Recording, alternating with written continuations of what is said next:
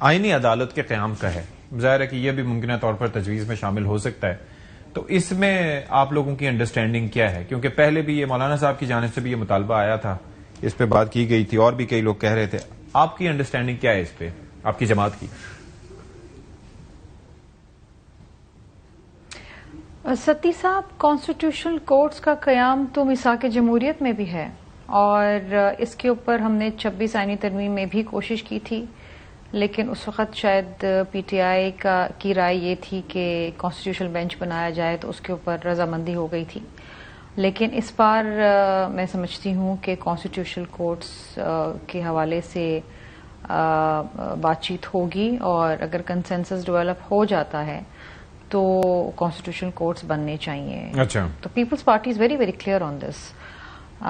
دوسری چیز یہ ہے کہ دیکھیے, جس طرح میں نے آپ سے پہلے کہا, ڈیلیبریشنز ہونی چاہیے, ڈیبیٹ ہونی چاہیے کہ پارلیمنٹری ڈیموکریسی میں, اور ایک فعال پارلیمنٹری ڈیموکریسی میں کانسٹیٹیوشنل امینڈمنٹ کرنا, آئین میں ترمیم کرنا, یہ پارلیمان کا اختیار ہے, اور پارلیمان سے اختیار نہیں لینا چاہیے, اور پارلیمان کو اس میں ایک پورا پروسیس فالو کرنا چاہیے ڈیبیٹ کا. اوکے, اس میں کچھ لوگوں کی آراء اس کے اگینسٹ ہوگی, کچھ لوگوں کی آراء اس کے حوالے سے ہوگی, اس کی حمایت میں ہوگی.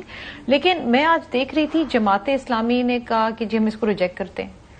کانسٹیٹیوشنل امینڈمنٹ سامنے آئی نہیں ہے, شکیں آپ کو پتہ نہیں, آپ نے ریجیکٹ کر دیا. یہ مائنڈ سیٹ نہیں ہونا چاہیے کہ جی آپ سمجھ رہے ہیں کہ اگر حکومت کوئی چیز لا رہی ہے تو وہ غلط ہی ہوگی. ایسا نہیں ہوتا, یہ مائنڈ سیٹ ہرگز نہیں ہونا چاہیے.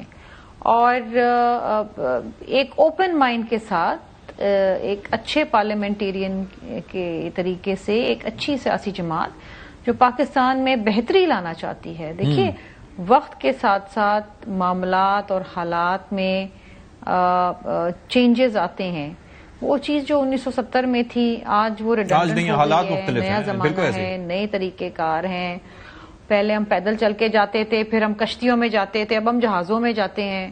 تو یہ چیزیں, یہ چینج کو ریزسٹ کرنا, ریجیکٹ کرنا, یہ مناسب بات نہیں ہے اگر وہ بہتری کی جانب آپ کو لے کے جا رہی ہے. ٹھیک ہے.